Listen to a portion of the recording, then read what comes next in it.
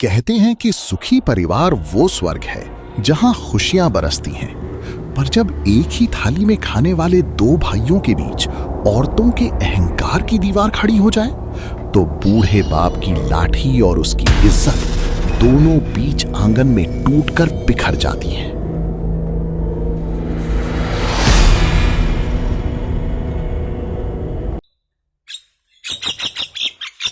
अरे कमला, जरा संभल कर चल। मेरे शहर से मंगवाए हुए कीमती पलंग पर अपने पैर की मिट्टी मत लगा देना। वैसे भी तुम्हारे पति दिन भर खेत की मिट्टी ही तो ढोते हैं, घर को भी खेत बना रखा है। मिट्टी से ही तो अनाज उगता है जिसे हम सब खाते हैं। सुमित जी दिन रात खेत में पसीना बहाते हैं, तब जाकर घर में खुशहाली आती है। अरे रहने दो, खुशहाली अमित जी की सरकारी नौकरी की बदौलत है।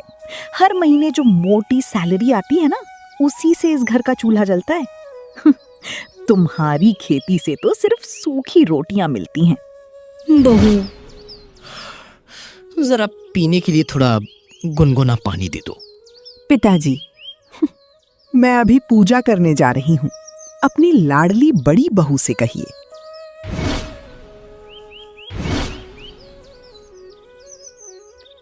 शाम को जब दोनों भाई घर आते हैं तो सुमित्रा बीच आंगन में खड़ी हो जाती है। अमित, मुझे इस घर में अब एक पल नहीं रहना। या तो ये खेती करने वाले गवार इस घर में रहेंगे या मैं। आज ही इस घर के बीचों बीच दीवार खींचेगी, बंटवारा होगा।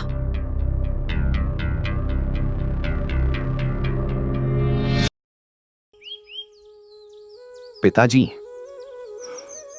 अब आप ही तय कर लीजिए, आप किसके हिस्से में खाना खाएंगे। हम दोनों भाई आपको पालने के लिए तैयार हैं। भैया, ये क्या कह रहे हो? पिताजी क्या कोई वस्तुएं जो बंटवारे में आएंगे? पिताजी मेरे साथ रहेंगे। हाँ हाँ, क्यों नहीं, ताकि बूढ़े का इलाज और दवाई का खर्चा मेरे अमित की सैलरी से उठाना पड़े। सीधे सीधे कहो ना, पिताजी 1 महीना बड़े के यहाँ खाएंगे और 1 महीना छोटे के यहाँ।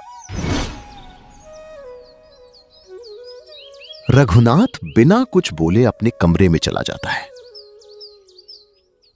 दोपहर का समय, अचानक गांव में शोर मचता है। आग लग गई, सुमित के खेत में आग लग गई।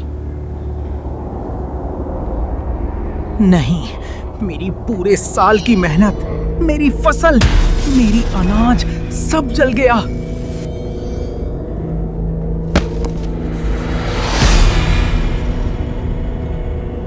इनका तुरंत ऑपरेशन करना होगा।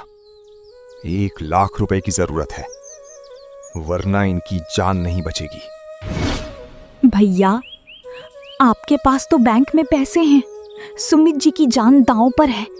प्लीज मुझे 1 लाख रुपए दे दीजिए। हम खेत बेचकर आपकी पाई पाई चुका देंगे। पैसे हम क्यों दें? जब बंटवारा हो गया तो दुख सुख भी अपना अपना। और वैसे भी गंवारों के पीछे बहाने के लिए हमारे पास फालतू पैसे नहीं हैं। अमित जी की मेहनत की कमाई है ये। इस महीने मैनेजर साहब ने लोन पास नहीं किया। मेरे पास अभी इतने पैसे नहीं हैं। ये सुनकर रघुनाथ चुपचाप अस्पताल से बाहर निकलता है। वो गांव के एक साहूकार के पास जाता है।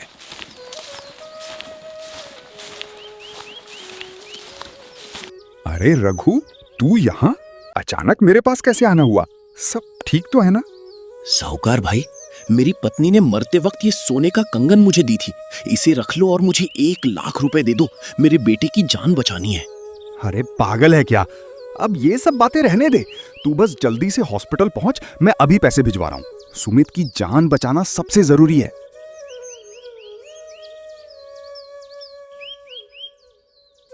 अस्पताल से डिस्चार्ज होकर सुमित उम्मीद भरी नजरों के साथ घर पर खड़ा था। उसने सोचा था कि पिताजी उसे सामने खड़े मिलेंगे, लेकिन घर में अजीब सी खामोशी थी। उसने बेचैनी से पिताजी को ढूंढना शुरू किया। अचानक सुमित की नजरें पलंग पर पड़ी। वहां एक खत रखा था। उस खत को देख सुमित के मन में अनहोनी का डर बैठ गया। मेरे प्यारे अमित और सुमित, जब तुम छोटे थे तो मैं एक रोटी के 2 टुकड़े करके तुम दोनों का पेट भरता था। तब तो आंगन में कोई दीवार नहीं थी। आज तुम कमाते हो तो बूढ़ा बाप तुम पर बोझ बन गया। बड़ी बहू को मेरी दवाइयों से दिक्कत है, छोटी बहू के पास खुद खाने को नहीं है।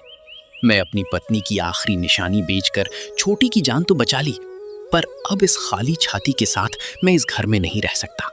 मैं वृद्धाश्रम जा रहा हूँ। खुश रहना मेरे बच्चों। देख लिया सुमित्रा, तुम्हारे इस पैसों के घमंड ने आज मेरे बाप को घर से बेघर कर दिया। लानत है मेरी ऐसी नौकरी पर जो मेरे बाप की दवाई का खर्चा ना उठा सकी। लानत है मुझ पर। मुझे माफ कर दीजिए, मैं अंधी हो गई थी। मुझे नहीं पता था कि बाबूजी हमसे इतना प्यार करते हैं। अमित जी, चलिए बाबूजी को ढूंढते हैं, वरना मैं खुद को कभी माफ नहीं कर पाऊंगी।